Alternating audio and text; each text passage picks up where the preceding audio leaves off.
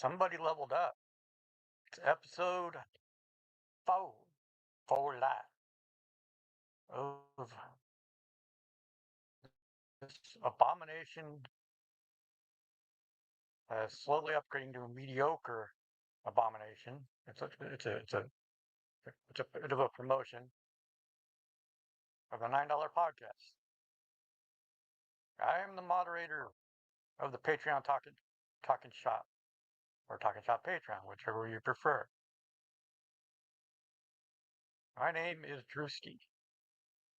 Well, that's what everybody calls me because nobody in their right mind can pronounce my last name correctly, except for one person, other than my family. That person is Crystal Tamatonga. You think I'm gonna tell you goofballs what my last name sounds like? What's the correct pronunciation? Why am I gonna kill my gimmick? Why kill the gimmick? It's a lot more fun. It's a lot funnier when Chad mangles it every time. This is this thing between me and Chad with the last name mangling has been going on for about 6 or 7 years. So one day one day I said, you know, it'd be funny because he started bringing me up on episodes of Talking Shop, and you know, emailed. No, actually, that wasn't emails. I sent him a note on Twitter. Said, you know, it'd be funny. You, you, you say my name on the air and mangle it and say it differently every time. Could go over pretty well. And then so far, it seems it's mission accomplished. And the boys have a very busy weekend. They're in Buffalo, New York, for fourth rope with the dream triple threat tag match for fourth rope's tag team titles with Matt and Jeff the Hardys and and the infantry from AEW. You know, everybody's talking about you know Matt more about Matt and Jeff and the Hoots, but they're sort of neglecting the infantry. The infantry is a young team. They've been putting in the work like on the lower card on episodes of Dynamite or Ring of Honor. Could they use the rub? Maybe, but what'll probably happen is they'll get the rub. They'll get close. They'll get close. Get close to winning the titles, but no cigars. Just basically the classic. Boys will put them over while beating them at the same time. It's a very subtle skill, and it's something that Mox did tonight on Dynamite with Daniel Garcia. Daniel Garcia has been busting his ass for like from pretty much day one in the company, but he's just you know, the direction seems to be going like it's basically gets up to a certain level, then it levels off, and it gets cold and it gets hot, and it's like when he first came in as the Red Death, you know, I could see why they turned away from Red Death because his initial presentation screamed Minoru Suzuki, and yeah, I could think of worse. Murder. There's only one murdered grandpa. A tribute is fine, but to blatantly steal. Well, I don't want to say blatantly steal. That's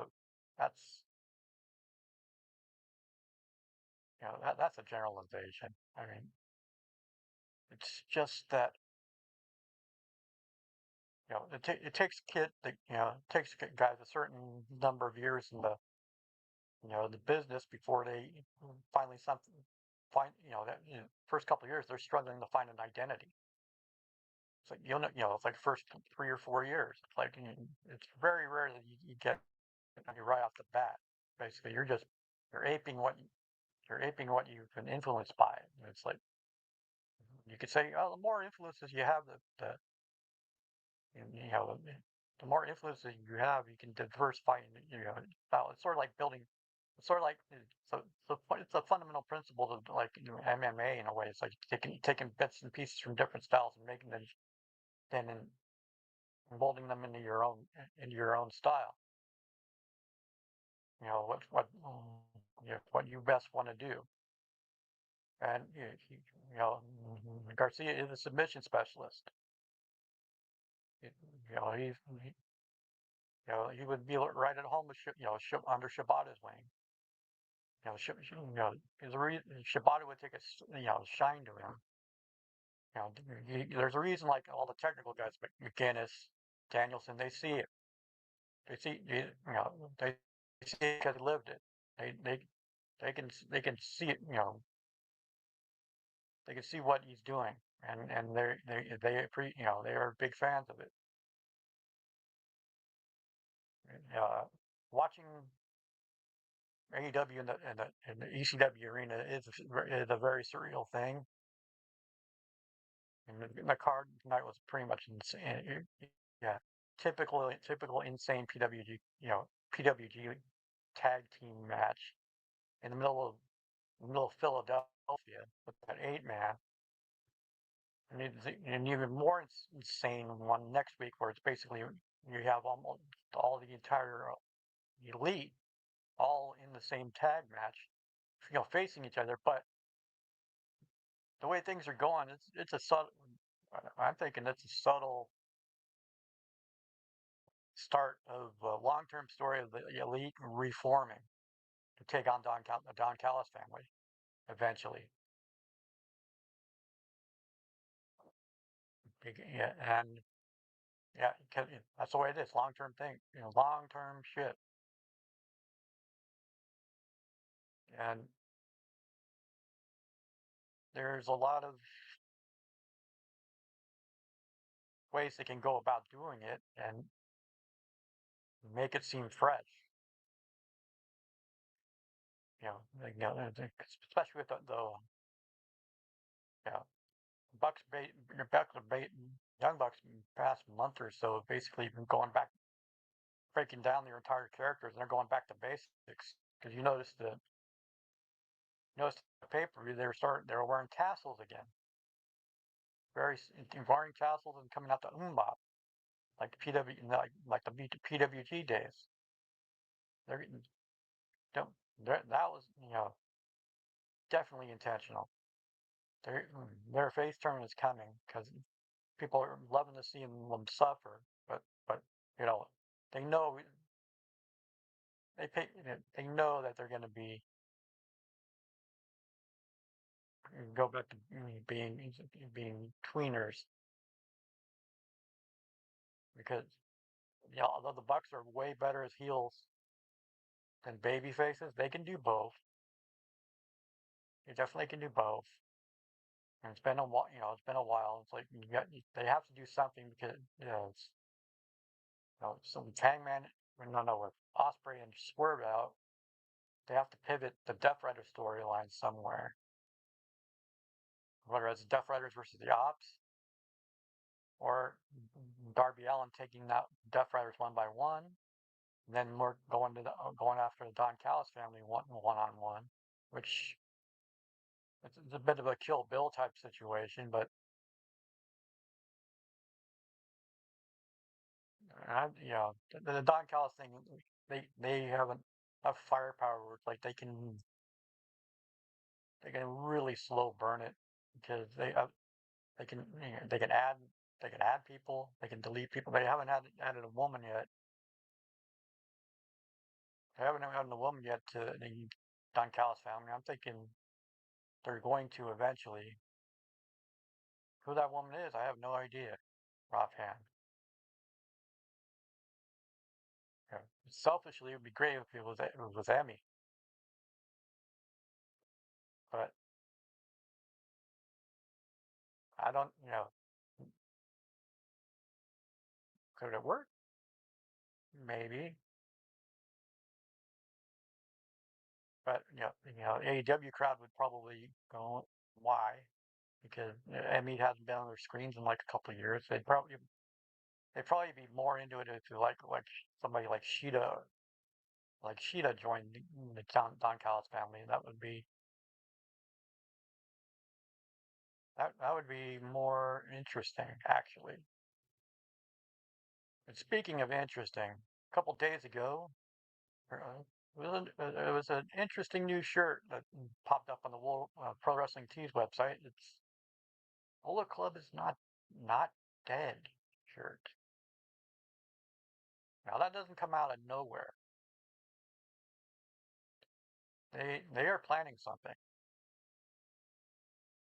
and part of it might have something to do with Gabe Kidd now spending his more time in AEW than in New Japan.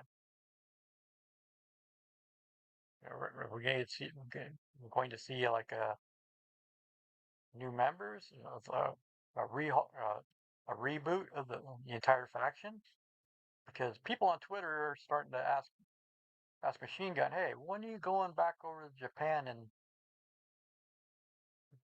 settle this Bullet Club shit? You know, set these fuckers straight. And the Gun's actually replying back. He's thinking about it. So you keep that in the back of your mind, because the next 6 months or so, or even sooner, it's like something's gonna happen, like on the road to what Wrestle Kingdom shows, Bullet Club wise. And but the interesting thing is the skull on the shirt had a mohawk on it. I started racking my brain. Okay, who has a mohawk that can jump? And I never realized Shingo Takagi. Shingo hasn't really been yeah, he's been a heel on LIJ, but since there is no LIJ, he's pretty much free to do whatever. But, Shingo with the War Dogs is an interesting proposition. Shingo wearing the Bullet Club colors is an interesting proposition. They could go far with they can go far with that if they wanted to. Then you have Killer Cross and Scarlett showing up in GCW to to, to basically to team up with Shotzi and declare war on Matt Cardona, which Matt doesn't really have very many friends he can turn to on the indies at this point. So it it be interesting to see where that goes. I'm you know I'm fascinated by because the whole work, people still think it might be a work because of some of the interviews Cross has been giving him over in the past couple of days about it. Or he's come right out and say it's not a work, it's not a work. Usually when they say it's not a work, it is. That's like wrestling. That's like wrestling 101. But we shall see. Also, it's like also notice it's like September 14th, DPW, Deadlock Pro Wrestling, doing like they're doing a tournament for their women's championship, and they're in the semifinal. They're doing the semifinals like in I think in Durham, and the match that I ever won the semifinals is Queen Anamata Amanada from AEW, who's secretly a Joshi, because she's secretly a Joshi. Her and Stardom would be an interesting thing, but she's going to be facing the Apple Goblin, everybody's favorite, everybody's favorite little small terror, Mei Saruga. If you've never seen a Mei Saruga match, you have to understand Mei is 4'10", but she wrestles like she's 7 foot.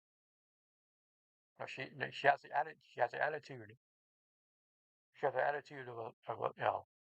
has a Sid Vicious attitude especially when she starts going into Goblin mode. She goes into Goblin mode, basically. Look out! Okay, anybody that can survive a match with Minoru Suzuki, which May did, which made it. She's formidable as hell. It's like her cattle mutilation might be better.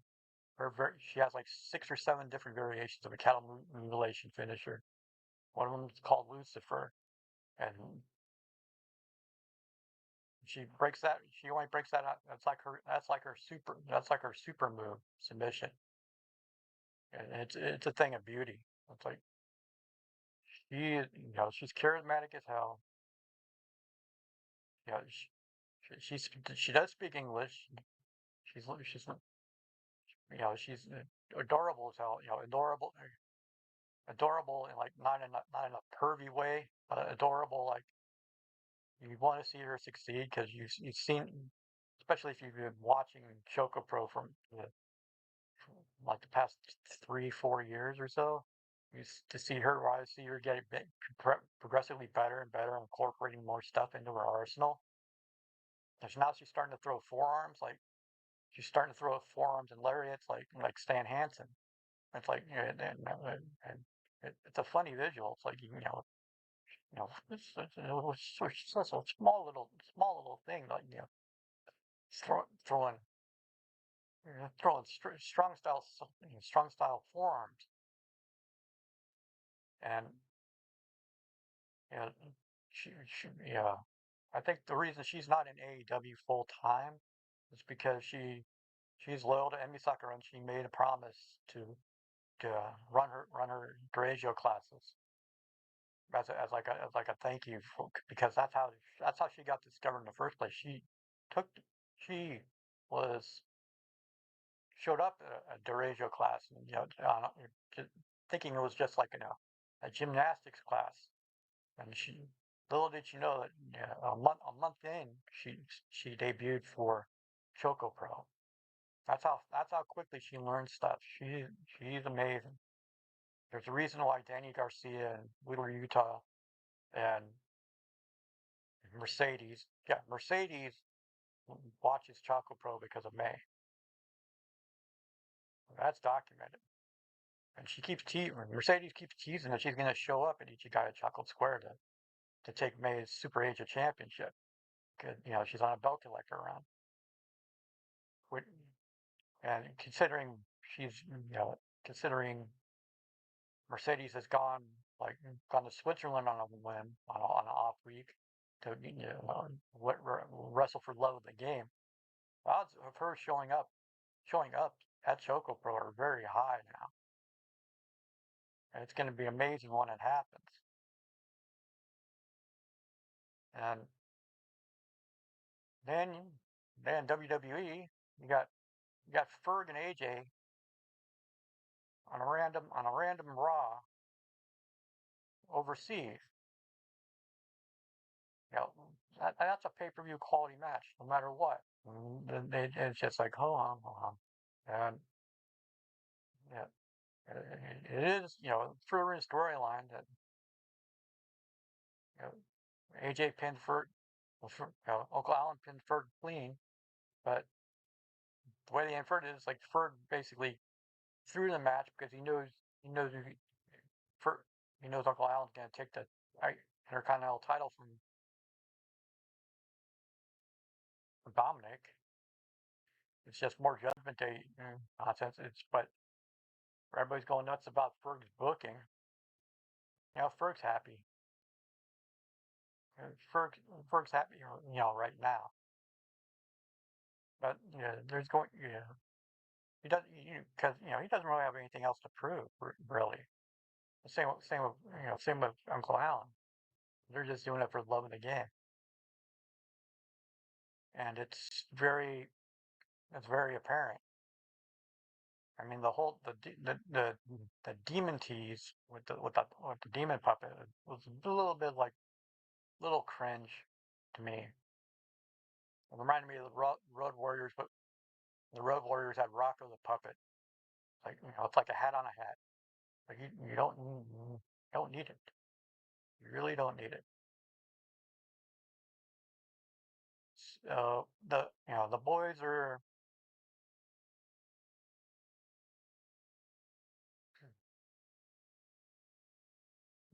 are being very secretive about what they're doing now. they've got something. They've got something in planned that it's on need to know basis, and we don't need to, and apparently we don't really need to know right now. So there must be there is doings behind the scenes. There is doings behind the scenes. Not that I would know because I'm 3,000 miles away. Remember, I can only guess like Meltzer.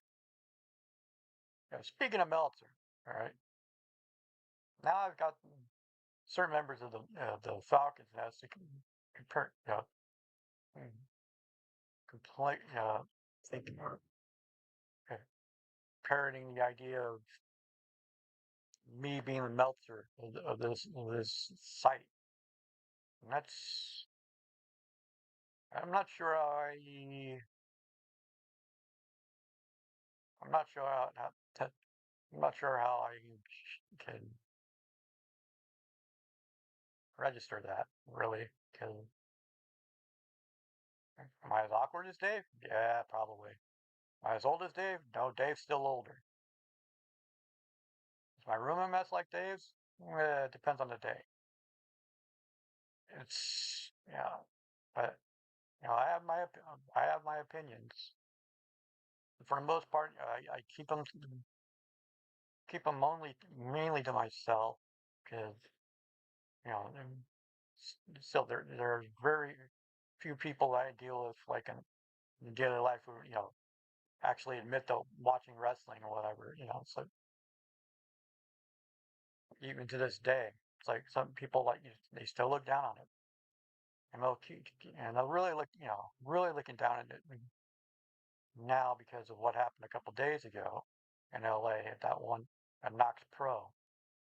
I'm not really going to go into that one too much because it's all out there. It's already been done to death, and it just keeps getting worse and worse and worse. But the overall thing I can think about when it comes to that is it should make promotions think, step back and think a bit before they let anybody untrained into a ring.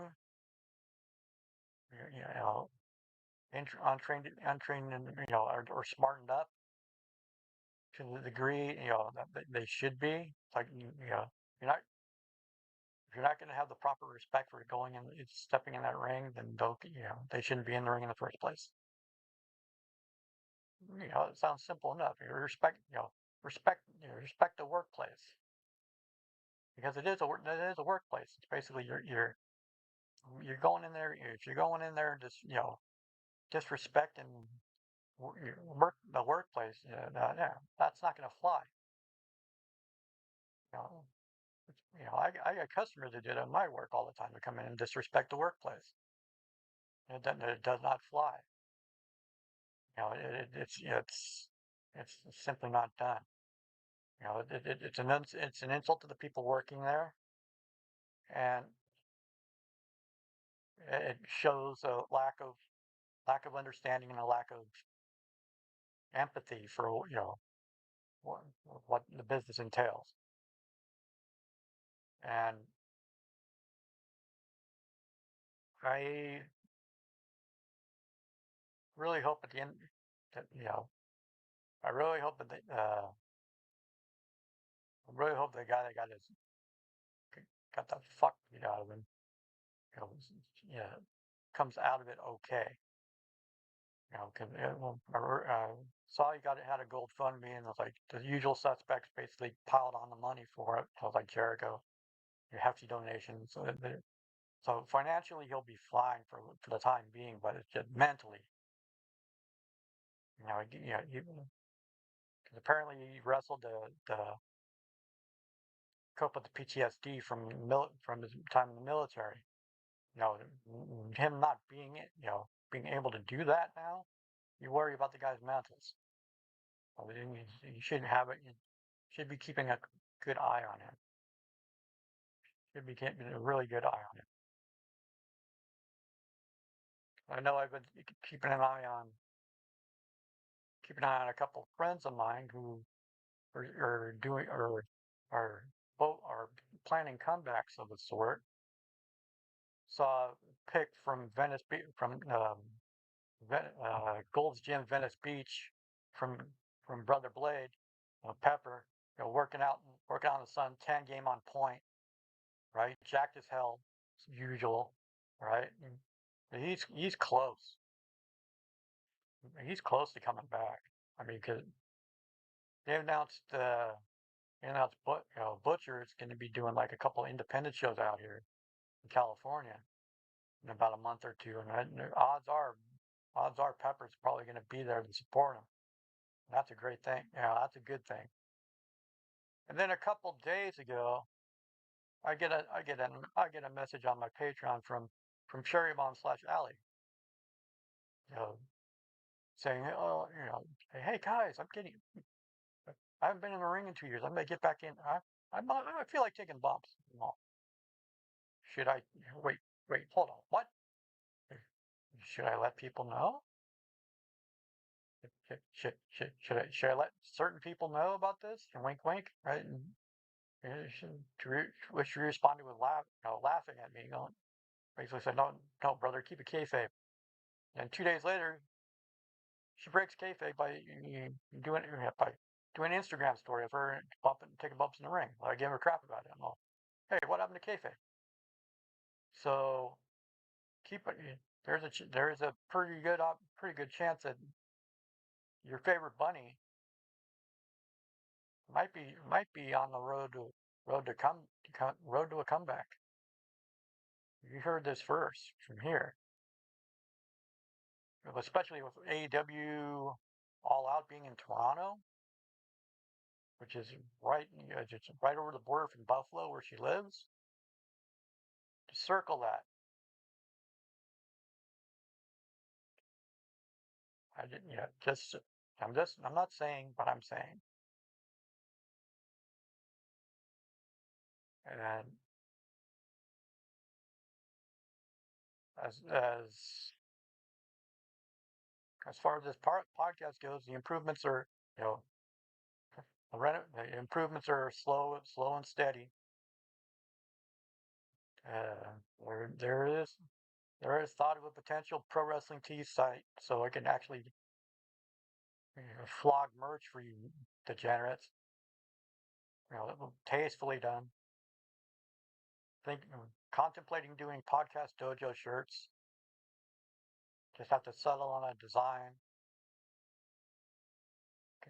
You know, if I do the podcast dojo shirts, it's basically any money. I'm gonna say it right now. Any money that comes from that will be split among all the podcast boys because because it's only fair. It's like, why should why should one get, why should I, profit over, everybody else on that when it comes to that? It's like, because we're all in the same dojo, right? Iron sharpens iron. It's like, see, to me, the goal of the podcast dojo is to make sure that Talking Shop is the worst podcast on the Patreon, as it should be. It's their tagline. It's trademark. Who am I to argue with that? Who am I to infringe on that trademark? Really? See, again, looking out for the boys. You're welcome, Machine Gun.